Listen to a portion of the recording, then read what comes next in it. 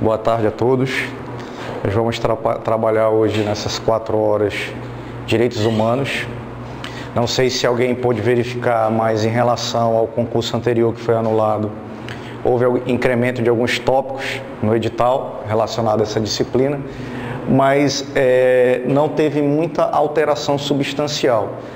Na verdade, os tópicos foram acrescentados, foram mais detalhados.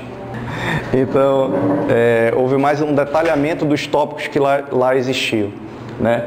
Continua o edital muito focado em 2 sistemas de proteção de direitos humanos, que é o sistema global de proteção de direitos humanos, o sistema da ONU, né, da Organização das Nações Unidas, e o sistema interamericano.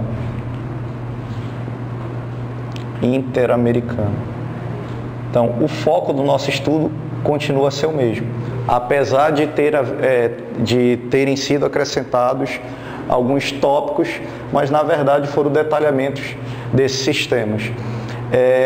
Por exemplo, não houve acréscimo do sistema europeu. A própria Fundação Carlos Chagas, em alguns outros editais de Defensoria Pública, tem colocado o sistema europeu. CESP, por exemplo, é padrão colocar o sistema europeu de proteção de direitos humanos. Mas o edital aqui para o concurso da Defensoria Pública do Estado do Amazonas ainda continua focado em relação a isso. Então nós vamos começar, mas para trabalhar direitos humanos nós temos que ter alguns pressupostos. E imaginar que os direitos humanos é um processo histórico de afirmação dos direitos fundamentais e humanos. Então a gente não pode se afastar da questão da historicidade nem da filosofia, porque não existe um estudo aprofundado de direitos humanos se nós não conhecermos o processo histórico da humanidade. Então esse detalhe é interessante. E para a gente começar a trabalhar, nós temos que verificar a distinção de direitos humanos e direitos fundamentais. É muito comum no dia a dia utilizarmos como concepções similares, idênticas, mas a doutrina trabalha distinções entre essas 2 expressões, direitos humanos e direitos fundamentais. O que seria, então, os direitos humanos e direitos fundamentais? Existe um critério, que é o critério mais adotado, que é o critério positivista. Critério positivista. Né? Esse critério, ele diz que direitos fundamentais está ligado ao direito interno. É o plano do direito constitucional. Enquanto direitos humanos é uma expressão do direito internacional. Então, direitos fundamentais seria uma terminologia ligada ao direito positivo, enquanto direitos humanos seriam aqueles positivados na esfera do direito internacional. Existem algumas outras expressões previstas no livro do Ingalls-Sarlet, que é direitos direitos do homem, ligada muito com aquela ideia de direitos naturais, tá? Então essa expressão também é bem utilizada, né? Principalmente de um autor do gabarito do professor Ingalls-Sarlet. Porém, as mais usuais são direitos humanos e direitos fundamentais. Há distinção, então, entre essas 2 expressões no plano da eficácia e efetiva proteção. Daí porque o critério mais adequado para diferenciar é o da concreção positiva, ou seja, são as esferas de positivação. Enquanto a terminologia direitos fundamentais é positivado pelo direito interno, pelo direito positivo de cada Estado, direitos humanos são aqueles direitos que são positivados no plano internacional, do direito internacional. Tá? Então, as principais diferenças dos direitos humanos e direitos fundamentais referem-se ao plano de positivação, enquanto um é positivado pela Constituição de cada Estado, pelo direito interno de cada Estado, o outro é pelo direito internacional. Pela concreção positiva, ora, nós temos a ideia de que direitos fundamentais, se a gente ter, que são aqueles direitos positivados por cada Estado, eles têm mais possibilidade de serem concretizados por aquele Estado do que os direitos humanos que está na instância internacional e que essas instâncias ainda estão evoluindo no que diz respeito à exigibilidade do que se reconhece sobre o aspecto do direito internacional. E também quanto ao grau de efetiva aplicação e proteção. É muito mais efetiva a exigência e a proteção dos direitos fundamentais do que os direitos humanos que estão no âmbito internacional. Agora, essa, principalmente por uma prova objetiva, é a principal diferença, porém não é a única. Nós temos duas outras teorias, tá? Além desse critério positivista. Temos a segunda teoria que diz o seguinte,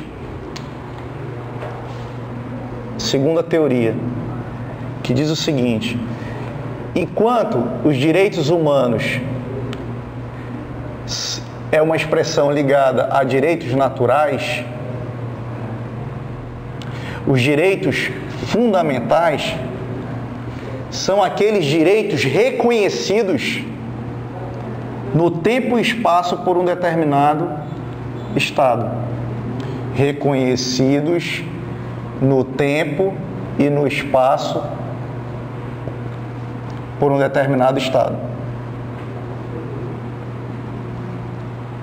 Por um determinado Estado. Ora, uma doutrina, principalmente a doutrina portuguesa, ela questiona essa diferenciação da primeira teoria. E ela diz o seguinte, olha, o critério positivista, ele não nos dá uma cientificidade de diferenciação entre essas duas terminologias.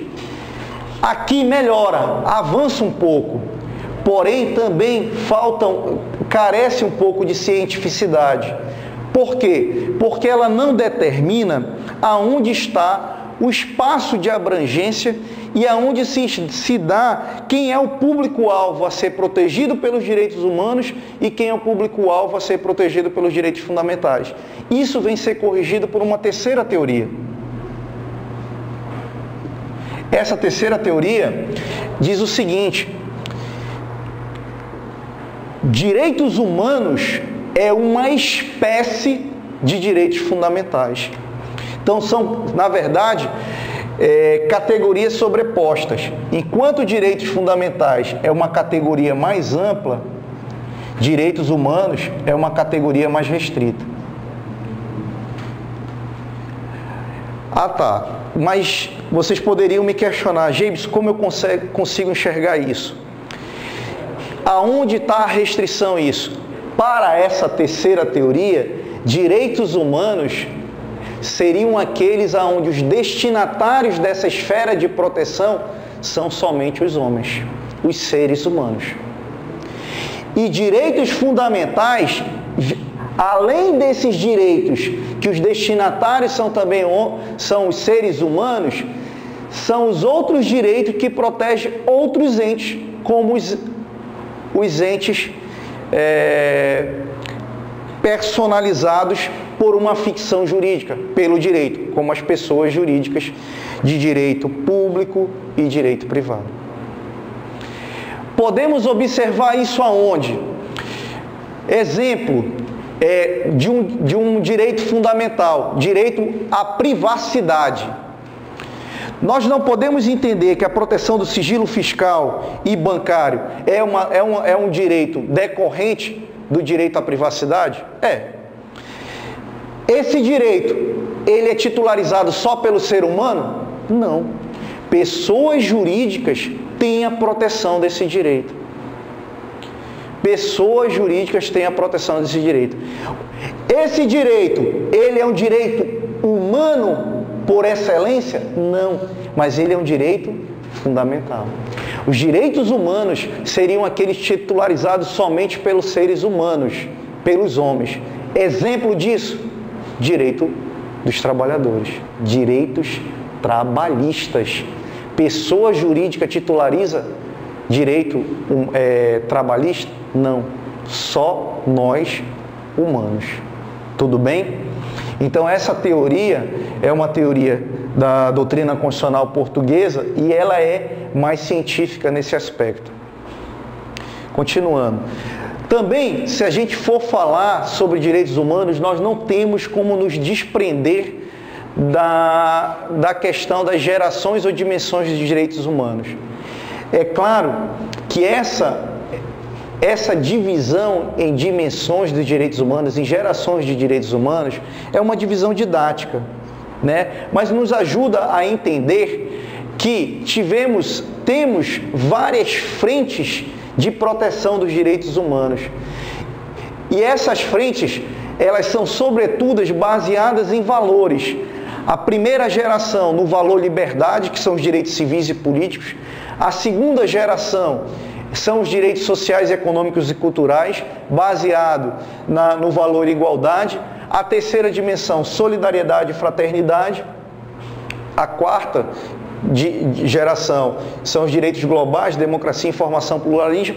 E se a gente for olhar alguns livros, principalmente do professor Paulo Bonavide, já podemos falar em quinta geração.